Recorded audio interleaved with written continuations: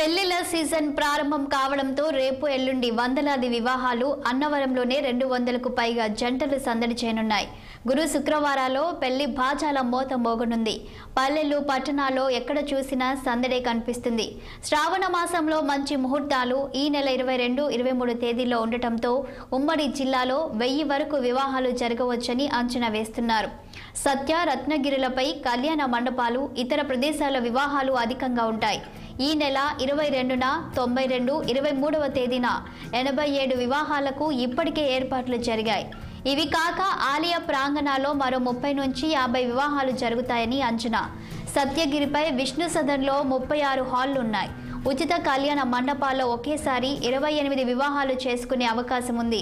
రత్నగిరిపై ఖాళీ ప్రదేశాలు, సీతారామ సత్రం, పాత కొత్త సెంటనరీ కాలేజీల వద్ద పలు ముహూర్తాల్లో వివాహాలు జరుగుతాయి. ముహూర్తాల నేపథ్యంలో వసతి గదులకు డిమాండ్ నెలకొంది. కొండపై సుమారు 450 గదులు ఉన్నప్పటికీ ఇవి చాలని పరిస్థితి ఏర్పడింది. ఇప్పటికే 30% గదులు ముందస్తుండగా కేటాయించారు.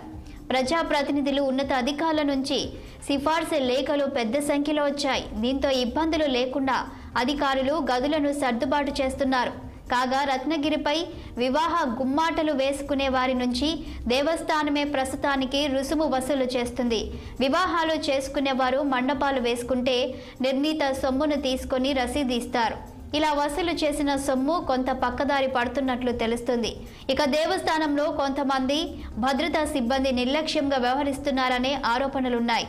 ట్రాఫిక్ నియంత్రణ, వ్రతాలు, దర్శనాలు, పారిశుద్ధ్యం తదితర వాటిపై కూడా యంత్రాంగం దృష్టి సారించాల్సి ఉంది.